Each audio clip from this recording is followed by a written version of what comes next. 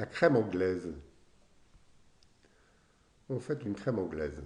On mélange des œufs, du sucre et les recettes indiquent de fouetter pour faire le ruban. De quoi s'agit-il? Est-ce vraiment utile? Faire le ruban, cela signifie fouetter le mélange de jaune et de sucre de sorte que la préparation, initialement bien jaune, blanchisse légèrement. Si l'on regarde bien, on observe que les grains de sucre qui donnaient une apparence granuleuse à la sauce ont progressivement disparu.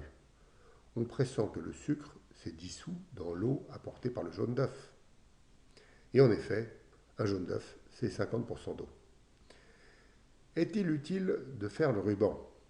L'expérience qui consiste à ne pas faire le ruban, c'est-à-dire à laisser les jaunes d'œufs et le sucre sans les agiter, montre que, effectivement, faire le ruban, c'est utile. Sinon, le sucre cuit le jaune, ce qui signifie en réalité que si on laisse le jaune et le sucre pendant un certain temps ensemble, sans les battre, et si l'on essaye ensuite de fouetter, alors les grains de sucre subsisteront sans se dissoudre. Or, il faut bien que le sucre se dissolve pour donner un goût sucré. Cela étant, il reste le phénomène de l'éclaircissement de la couleur, et pour le comprendre, il faut utiliser un microscope qui montre alors une myriade de bulles d'air toutes petites dispersées dans la préparation, quand on a fait le ruban. De même que les bulles d'air dispersées dans un blanc d'œuf, initialement jaune et transparent, oui, je sais, le blanc d'œuf n'est pas blanc, il est jaune. Bref, de même que les bulles d'air dispersées dans un blanc d'œuf font un blanc en neige blanc et opaque, de même le jaune d'œuf que l'on fouette devient la somme du blanc et du jaune, c'est-à-dire du jaune pâle, à condition de le fouetter vigoureusement et d'y introduire de nombreuses bulles d'air. Tout cela est bien joli, mais culinairement, à quoi bon? La réponse a été obtenue lors d'un de nos séminaires de gastronomie moléculaire.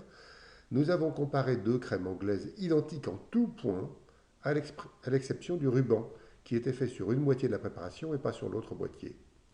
Nous avons ensuite ajouté le lait, cuit de la même façon les deux préparations, c'est-à-dire en faisant des huîtres avec une spatule qui raclait bien le fond de la casserole pendant qu'on la chauffait, et nous avons ensuite organisé un test sensoriel avec l'aide des participants du séminaire.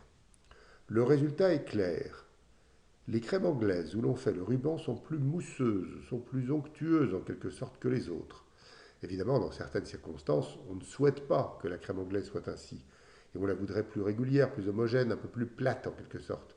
Toutefois, l'expérience nous met maintenant en possession de deux crèmes anglaises différentes, l'une légèrement mousseuse, quand on a fait ruban, et l'autre non.